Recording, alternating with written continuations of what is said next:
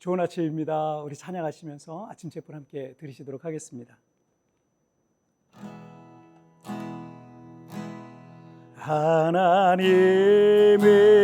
너를 지키시는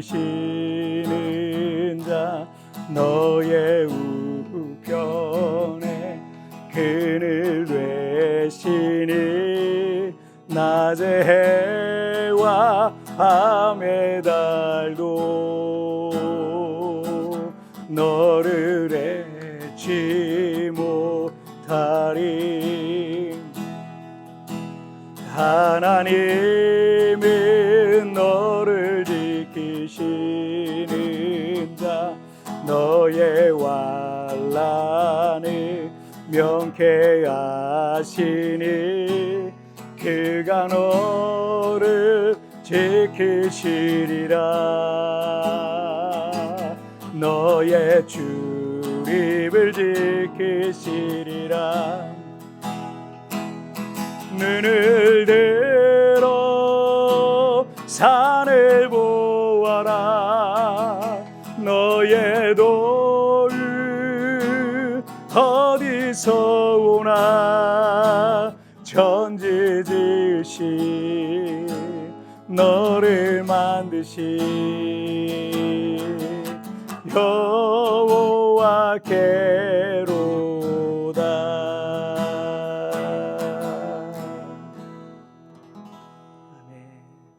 자, 우리 같이 기도하시겠습니다.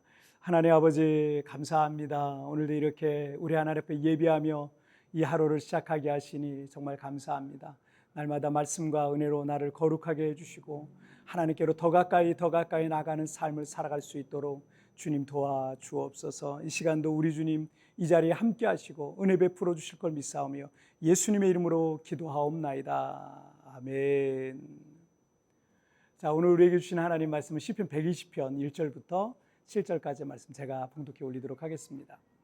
내가 환난 중에 여호와께 부르짖었더니 내게 응답하셨도다.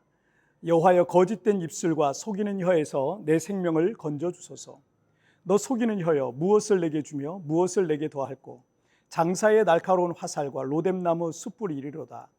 메색에 머물며 계달의 장막 중에 머무는 것이 내게 화로다. 내가 화평을 미워하는 자들과 함께 오래 거주하였도다. 나는 화평을 원할지라도 내가 말할 때 그들은 싸우려 하는도다. 아멘.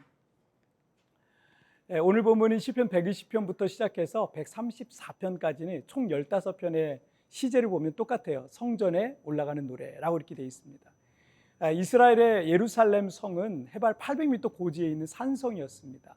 그리고 예루살렘 성전은 성의 주민들이 거주하는 곳보다 더 높은 그 모리아산 위에 세워져 있었습니다.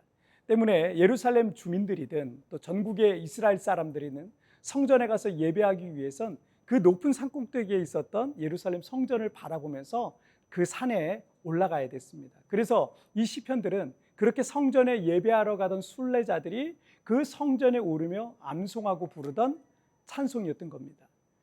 신학자들에 의하면 오늘 본문인 시편 120편은 그 문체와 시의 내용으로 봐서 이 다윗의 시로 여겨지고 있습니다.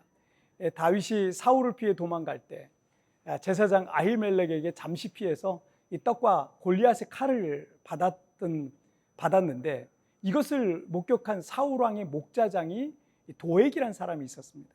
이 사람이 그 사실을 사울 왕에게 밀고했고 그로 인해서 제사장 아히멜렉을 비롯한 그 가문의 제사장들 85명이 사울 왕에 의해서 몰살당한 참혹한 사건이 있었습니다. 이 사건과 관계된 시편 52편과 오늘 본문은 같은 배경을 갖고 있다 보셔도 될 것 같습니다. 시편 120편 2절 말씀을 한번 보시면 여호와여, 거짓된 입술과 속이는 혀에서 내 생명을 건져주소서. 얼마 전까지만 해도 이 다윗은 이 블레셋의 거인 장수 골리앗을 죽이고 민족을 블레셋의 족속으로부터 구원한 민족의 영웅이었습니다. 하지만 이렇게 내가 영광과 축복 속에 있는 것을 싫어하고 시기하는 사람도 항상 있는 겁니다. 다윗이 사울 왕의 미움을 받고 쫓겨다니자 이 권력자의 곁에 붙어서 아첨하는 자들은 민족의 영웅 다윗을 향한 온갖 거짓말과 속이는 말로 사울 왕의 가려운 곳을 긁어주는 일을 했던 거죠. 그런 악한 자들의 거짓과 속이는 혀로 인해서 아무것도 모르고 다윗을 도왔던 제사장 아히멜렉과 그의 가문 제사장 85명이 잔인하게 몰살당했어요. 그로 인해서 다윗은 큰 충격을 받았고요. 그 악한 아청꾼인 사울왕의 목자장 도액을 향해 크게 분노했던 내용이 성경에 나옵니다. 3절을 쉬운 성경으로 보시면 하나님이 너에게 무엇을 행하실 것 같으냐? 그 밖에 무엇을 더하실 것 같으냐? 오 거짓된 혀여. 사울왕은 절대 권력자였고 그 권력자의 손과 발이 되어주는 부역자들은 철저한 권력의 하수인으로서 사울왕의 가려운 곳을 긁어주는 사람들이었습니다. 그들에겐 윤리와 도덕과 양심이라는 것은 존재하지 않았던 겁니다. 때문에 거짓과 속임이라는 것도 전혀 개의치 않았던 것입니다. 다윗은 그들을 향해 하나님이 너에게 무엇을 행하실 것 같으냐?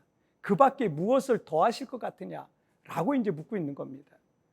이것에 대한 답을 시편 52편 5절에서 말하고 있는데 그런즉 하나님이 영원히 너를 멸하시며 너를 붙잡아 내 장막에서 뽑아내며 살아있는 땅에서 내 뿌리를 빼시리로다 라고 이렇게 말씀하고 있어요. 쫓기는 다윗은 힘이 없기 때문에 아무 대응도 할 수 없었지만 결국 하나님께서 그들을 자비 없이 벌하실 것을 말하고 있는 겁니다. 거짓과 속임의 말이라는 것이 얼마나 하나님께서 미워하시는 것인지 우리 역시 경계를 받아야 합니다. 여러분이 진실과 정의의 편에 서지 않고 거짓과 속임의 이 무리 안에 있다면 하나님께서 가만히 계시겠습니까?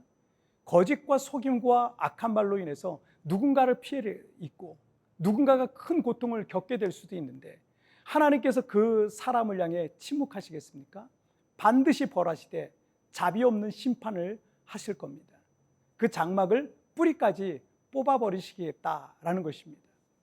자, 7절에 보시면 나는 화평을 원할지라도 내가 말할 때 그들은 싸우려 하는도다. 여러분, 나의 진심이 통하지 않을 수도 있습니다. 어떤 사람들에겐. 그리고 그들은 내 마음의 진심을 받아주지도 않고 도리어 더 싸우려 달려들 수도 있습니다. 그 일로 인해 나는 여전히 고통 속에서 억울함을 삼키며 살고 있을 수도 있습니다. 지금 당장 내게 어떤 피해가 오더라도 진실과 정직과 정의의 편에 서십시오. 그것이 옳은 일입니다. 자, 1절을 한번 보실까요? 내가 환난 중에 여호와께 부르짖었더니 내게 응답하셨도다. 이 120편의 시작인 1절을 이미 하나님께서 응답하신 것 같은 시제를 쓰고 있습니다. 그런데 이 구절에서 부르짖었더니 라는 단어의 히브리어 시제는 완료형으로 쓰고 있고 응답하셨도다라는 단어는 미완료형으로 쓰고 있습니다. 그래서 다윗은 지금 큰 시련과 환난 가운데 있는 상황이었지만 과거에도 큰 고난과 시련 속에서 하나님께서 응답하셨듯이 현재와 장래에도 변함없이 미래에도 응답하실 하나님을 바라보면서 지금 이 시를 쓰고 있는 거죠. 때문에 지금 큰 고난과 시련 가운데 빠져 있지만 다윗은 이전에도 도와주셨던 하나님께서 이제도 그리고 장래에도 구원하실 것을 확신하면서 이 시를 쓰고 있는 것입니다. 우리의 인생 속에는 앞이 보이지 않는 답답한 상황이 있을 수도 있습니다.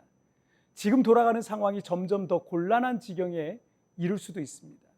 하지만 과거에도 나를 도우셨던 하나님께서 지금도 장래에도 나를 도우실 것을 믿으시길 바랍니다. 또한 악한 자를 반드시 벌하시고 나를 높여 주실 것입니다.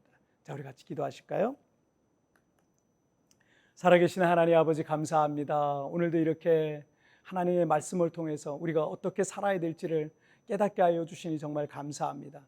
때로는 하나님께서 나를 도우시지 않을 것 같은 그런 상황과 환경이 우리에게 이어지기도 하지만 그러나 하나님은 악인을 벌하시고 반드시 나를 도와주시는 선하시고 살아계시고 정의로우시고 공의로우신 하나님이신 줄 믿습니다. 오늘 그 하나님을 신뢰하면서 우리의 걸음걸음마다 주님과 동행하는 삶을 살게 하여 주옵소서. 감사하며 예수님의 이름으로 기도하옵나이다. 아멘. 여러분, 뒤편에 나오는 오늘의 묵상 보시면서 개인적으로 묵상하시고요. 짧게라도 뜨겁게 기도하시면서 오늘 하루 주님과 동행하시길 바랍니다. 여러분, 내일 굿모닝 프레스 뵙겠습니다. 여러분 승리하세요. 지금 돌아가는 상황이 점점 더 곤란한 지경에 이를 수도 있습니다. 하지만 과거에도 나를 도우셨던 하나님께서 지금도 장래에도 나를 도우실 것을 믿으십시오. 하나님께서 어떤 영역에서 나를 도우시기를 기도하시겠습니까?